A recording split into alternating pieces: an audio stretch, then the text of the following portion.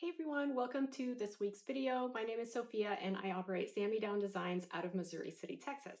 So this piece of furniture is actually special to me. It belongs to a client that found me on Instagram, and her great grandfather, I believe, was one of the founders of White Furniture Company that was founded in North Carolina in 1881.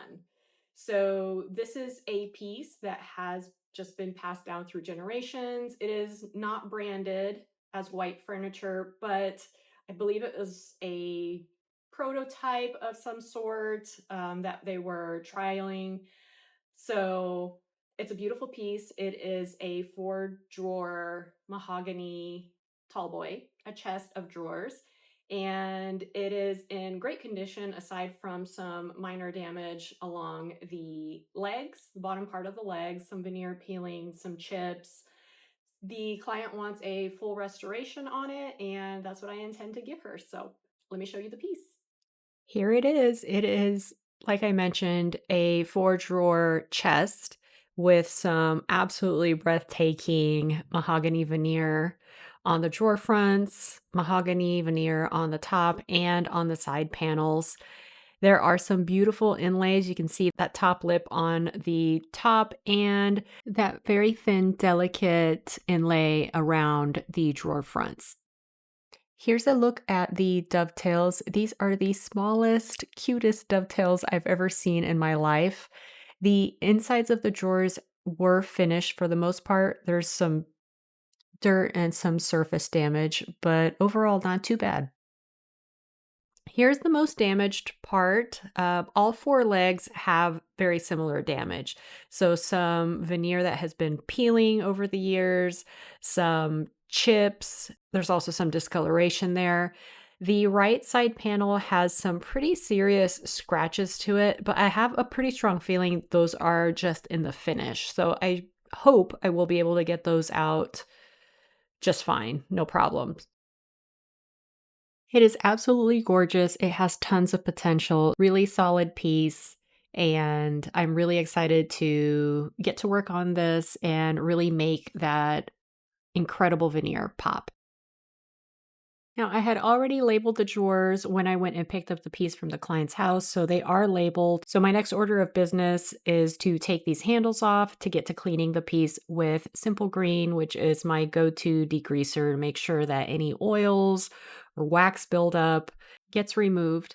Now, I am stripping this piece, so this might seem like an extra step, but I always just like to be cautious and on the safe side, especially if people are using silicone-based, mineral oil-based polishes to wipe down their furniture.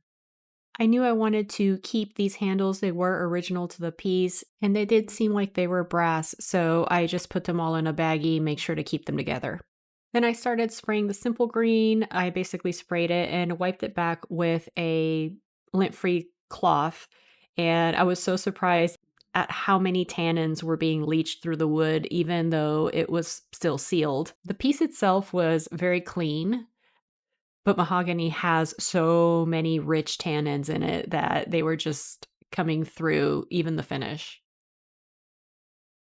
Next, I got to stripping the piece. I wanted to see how thick the finish on the top was if I were to use my carbide scraper and scrape the finish off, and it was pretty thick.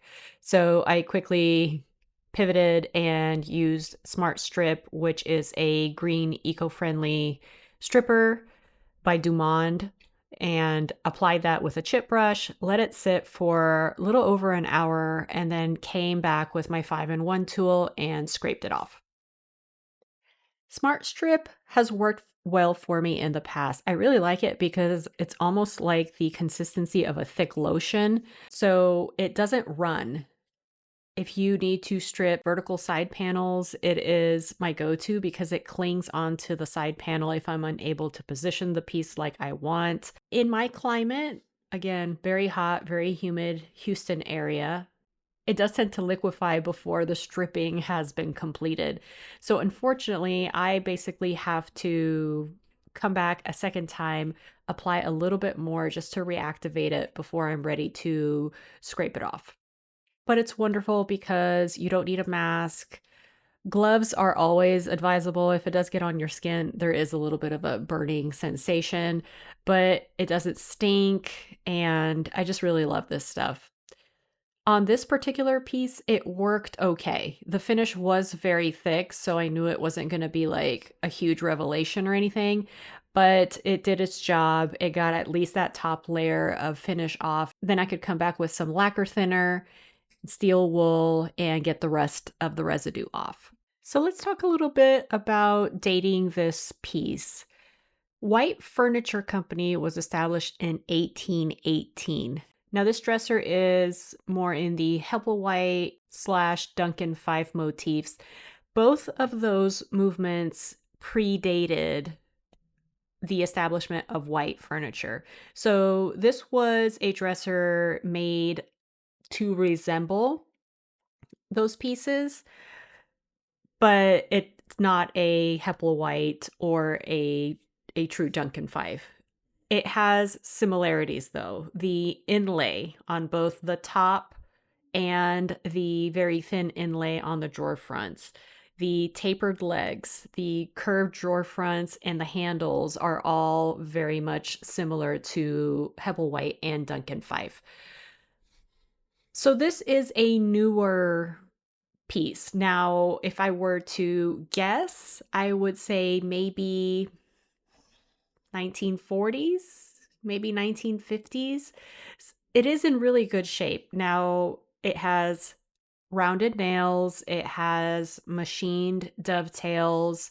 So, there are definitely indicators that tell me it is in the mid 19th century. So, it's not an antique yet, but it has a lot of life in it and it is still an absolutely gorgeous piece. After the stripper residue was removed, it was time to get the remainder of the finish off. I love to use lacquer thinner for that purpose. I decant it into another container. I use a chip brush and some triple aught steel wool to work it loose and wipe it back. This works really well, and as I go along here, you'll really start to notice how absolutely beautiful this mahogany veneer is. Now, the pattern, I'm not a huge fan of this word, but this is what it's called, is called crotch mahogany. I know. But it is just so beautifully matched. Honestly, some of the most amazing veneer I've worked with.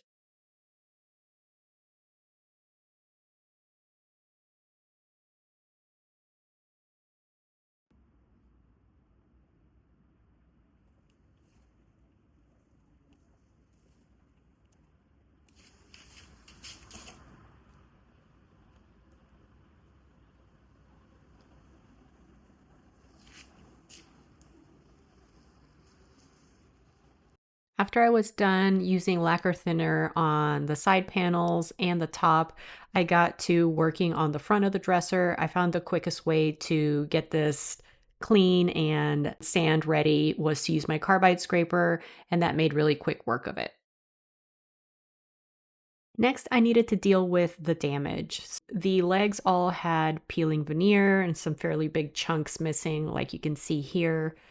So, my plan of action was to glue down the lifted veneer, clamp it, leave it overnight for the glue to dry, and then come back the next day and fill in whatever chips I could.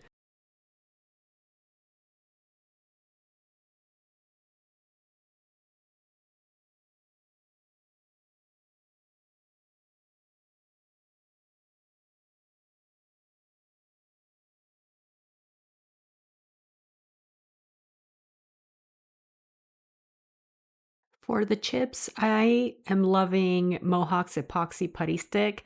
This is in the color walnut. It is the only color I had, so I made do. I knew I was going to have to do a lot of color correcting down the line anyway, so I made my peace with it. With this product, it is basically a two-part. You cut off a little piece, however much you think you need, massage it together so it becomes one cohesive color, and it starts to dry at that point. So I only need a little bit because I don't want to waste it. It is fairly expensive for putty. You press it into the cracks or the chips. Within 20 to 30 minutes, it's ready to be sanded. Don't use extra, don't pile it on there because it is hard to sand this off and you don't want to risk burning through the surrounding veneer while you're trying to sand off epoxy putty. While the putty was drying, I started to sand the drawers. There is a raised trim around the perimeter of the drawer front, so I taped that off to protect the veneer. And here's Meatball. she she made her appearance. Always the diva, always demanding attention. But anyway, so yeah, I taped around the perimeter of the trim so I could comfortably sand the trim back without sanding the veneer front. I found that lightly using my carbide scraper got most of the finish off of the trim work, and then I could go in with some light sanding and finish it off.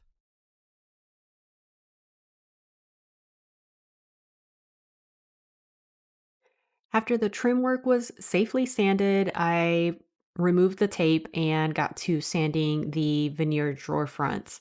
Since all of the finish was already off of there and I wanted to be as gentle as possible, I started with 120, worked my way up to 180, and finished with 220. Since the drawer fronts had the veneer, I didn't want to risk blowing through there. So I hand sanded the drawer fronts and used my power sander for the rest of the dresser. For the drawer fronts, I attached my foam abrasive sponge to a sanding block and used that to hand sand. Can we just take a moment to marvel at how gorgeous these drawer fronts are?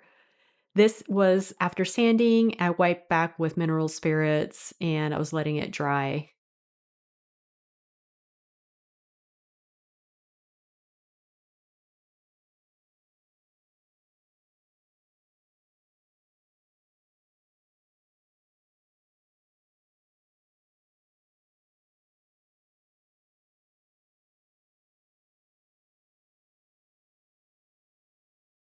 To clean up the hardware, I used Brasso and some steel wool to polish them up. They polished up fairly nice. There is a little bit of patina left on there, which I actually like the look of. Onto the finishing process. The client had elected to do lacquer in a satin finish. The first thing that we need to do is apply 2 layers of easy vinyl sealer to seal the entire piece. After the 2 coats of vinyl sealer is the best time to make any color corrections needed. And then I applied 3 coats of the satin lacquer. The reason color correction is typically done after the application of easy vinyl sealer is that the sealer actually shows you the end coloration of the wood. In other words, what it will look like after it has been finished with the lacquer. So you can easily match your corrections to what will be the finished product.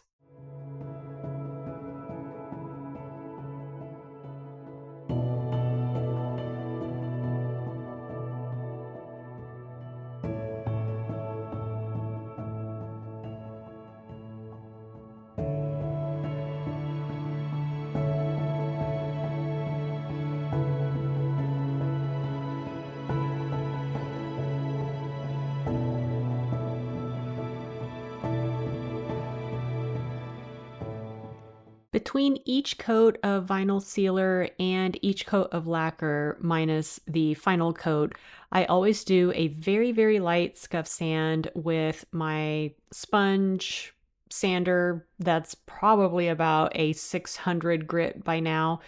The idea here is that you are trying to knock back any impurities that have maybe fallen onto your surface as the finish was drying, and it really knocks back some of the texture so you end up with a very smooth feel to your piece.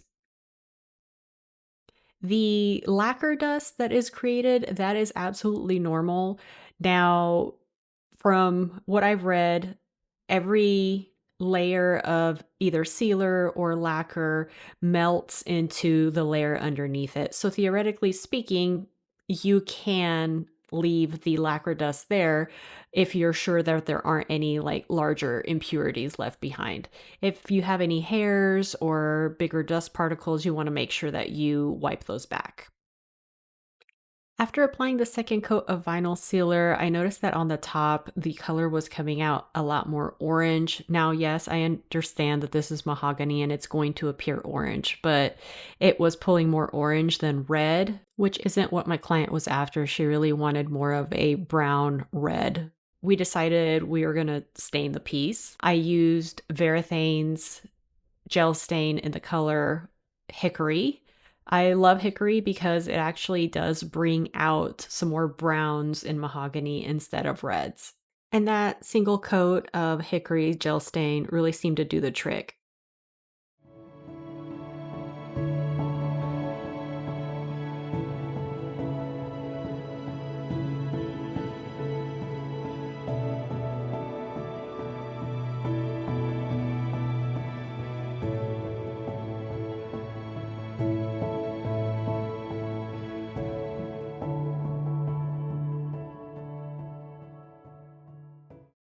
Then it was time for all of my color corrections. I mainly used a furniture touch up kit that I bought from Amazon a while ago. I will link it down below. It is acrylic resin, and I really like these. They dry really fast, they dry hard, and there's so many different color variations in a single kit. They also last a long time. So I used just a really cheap artist brush to get the color as close as possible. You want to start with the lighter color palette in your wood grain and then build on that. I also use my Mohawk fine graining pens, and I believe I also use my blend all sticks to color match as close as possible.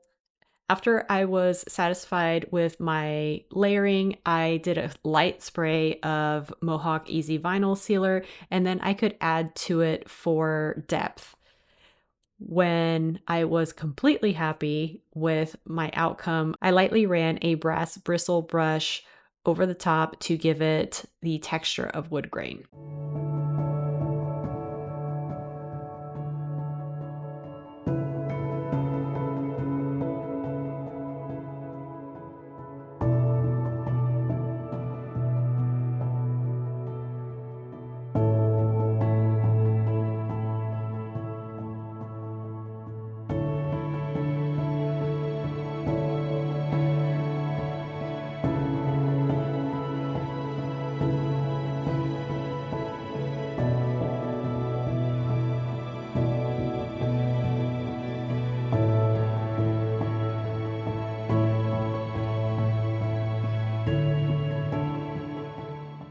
Next step was to sand down the second coat of vinyl sealer and then apply our first coat of pre-catalyzed satin lacquer. I will be spraying the lacquer with my Erlax 5700. I have replaced the stock needle with the fine finish needle to get a finer mist. So the difference between pre-catalyzed and catalyzed, you are going to see me use pre-catalyzed materials. Pre-catalyzed means that the catalyst that is needed to start the reaction has already been added to the mixture. With a non-catalyzed type of lacquer, you actually have to add in the solvent, the medium, and the catalyst, and then spray. Pre-catalyzed lacquers dry much faster, and just like all lacquers, they dry hard and they are very good at resisting scratches and moisture.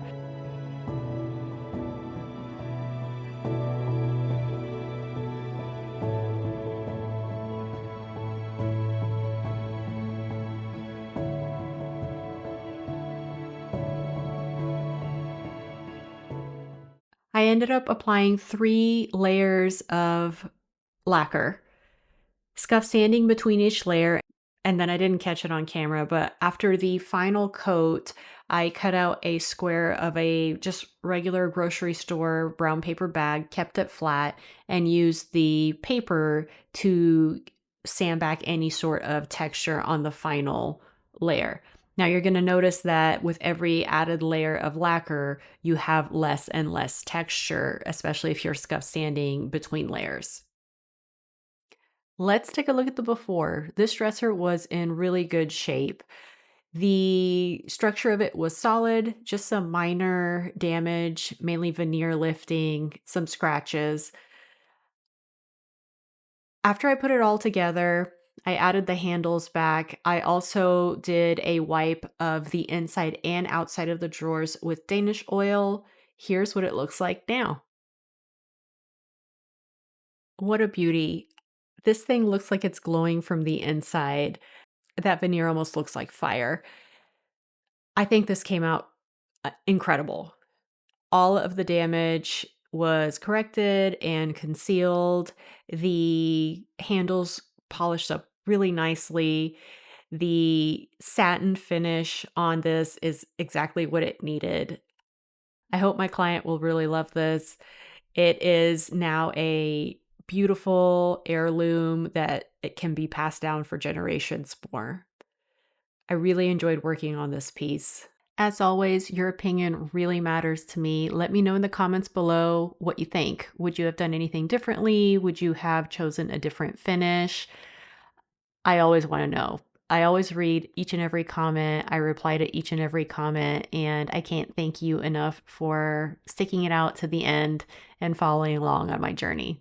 Till next time.